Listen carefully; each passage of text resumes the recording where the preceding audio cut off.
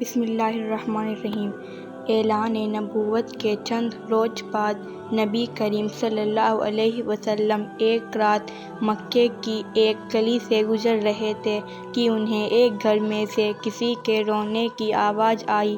آواز میں اتنا درد تھا کہ آپ صلی اللہ علیہ وسلم بے اختیار گھر میں داخل ہو گئے۔ دیکھا کہ ایک نوجوان جو کہ حبشی معلوم ہوتا ہے چکی پیس رہا ہے اور زاروں قطار رو رہا ہے۔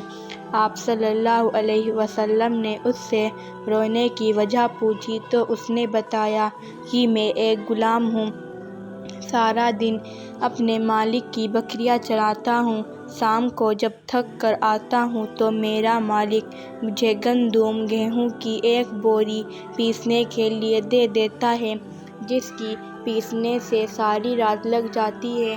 میں اپنی قسمت پہ رو رہا ہوں کہ میرے بھی کیا قسمت ہے، میں بھی تو ایک انسان ہوں، میرا بھی جسم آرام مانگتا ہے، مجھے بھی نیند ستاتی ہے، لیکن میرے مالک کو مجھ پر ذرا بھی ترس نہیں آتا۔ کیا میرے مقدر میں ساری عمر اس طرح رو رو کر زندگی گزارنا لکھا ہے؟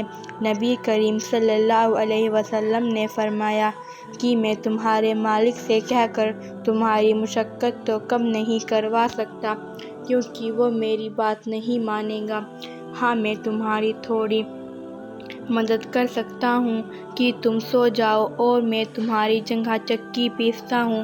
وہ غلام ہوا اور شکریہ ادا کر کے سو گیا۔ آپ صلی اللہ علیہ وسلم اس کی جگہ چکی پیستے رہے۔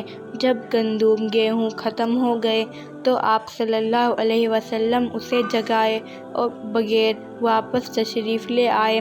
دوسرے دن آپ صلی اللہ علیہ وسلم وہاں تشریف لے آئے اور اس غلام کو سلا کر اسی جگہ چکی پیستے رہے۔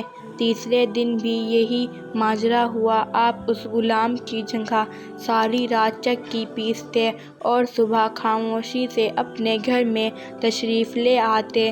چوتھی رات جب آپ وہاں گئے تو اس غلام نے کہا، اے اللہ کے بندے، آپ کون ہیں اور میرا اتنا خیال کیوں کر رہے ہیں؟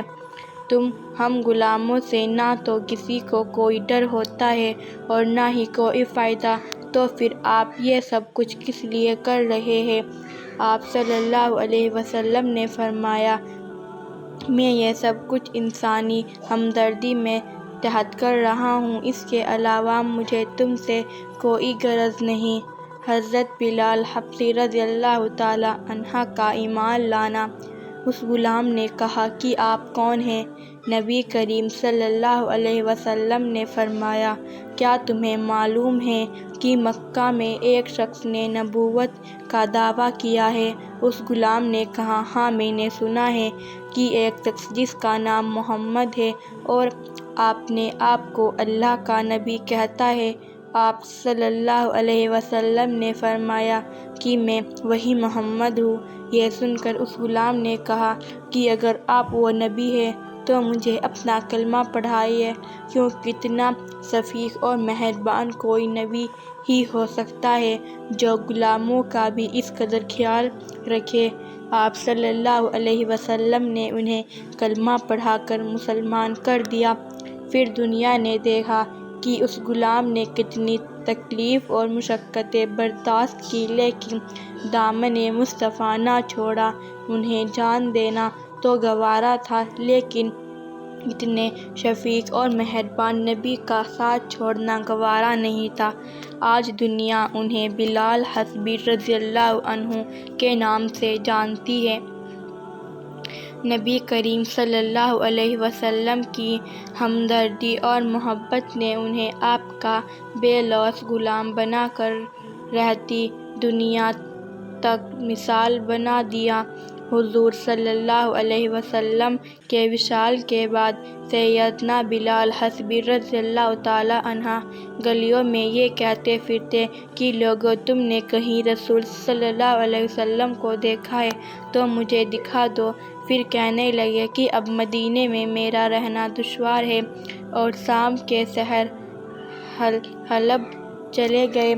نبی کریم صلی اللہ علیہ وسلم کے دنیا سے پردہ فرمانے کے بعد حضرت بلال شام چلے گئے اور وہیں بس گئے۔ ایک عرصے کے بعد خواب میں نبی کریم صلی اللہ علیہ وسلم کی زیارت ہوئی۔ آپ صلی اللہ علیہ وسلم نے فرمایا، بلال ہم سے ملنا کیوں چھوڑ دیا؟ آنکھ کھلتے ہی حضرت بلال مدینے کے لیے روانہ ہو گئے۔ کئی دنوں کی مشقت کے بعد حضرت بلال مدینہ منورہ پہنچے، مسجد نبوی میں حاضری دی اور روضہ رسول کا پر پہنچے۔ وہیں بے ہوش ہو کر گر پڑے۔ ہوش میں آئے تو اہل مدینے نے کہا، ایک بار وہی اذان سنا دے۔ سرکار کے زمانے والی حضرت بلال نے معذرت کی کہ اب مجھے برداشت نہیں ہوگا۔ لوگوں نے حسنین کریم سے کہلوایا، اب انکار کرنا ناممکن تھا۔ حضرت بلال نے اذان شروع کی تو پہلے مدینہ رو پڑا، دل قابو میں نہ رہے۔ پیارے آقا صلی اللہ علیہ وسلم کا زمانہ تازہ ہو گیا، عورتیں بچے سب نکل آئے، غم سے نڈھال بے قرار ہچکیاں بن گئیں۔ جب حضرت بلال نے کہا، اشہد ان محمد رسول اللہ، لوگ چیخ مار کر رونے لگے۔ حضرت بلال کی نظر ممبر رسول پر پڑی۔ ممبر خالی تھا، سرکار نہیں تھے۔ خالی ممبر دیکھ کر حضرت بلال گر کر بے ہوش ہو گئے، اذان مکمل نہ کر سکے۔ بے ہوش میں آئے تو اٹھے اور روتے ہوئے شام کی طرف روانہ ہو گئے۔ ایسی ہی دینی جانکاری کے لیے پلیز ہمارے چینل کو سبسکرائب کریں۔ اللہ آپ کو دونوں جہاں کی کامیابی عطا فرمائے، آمین۔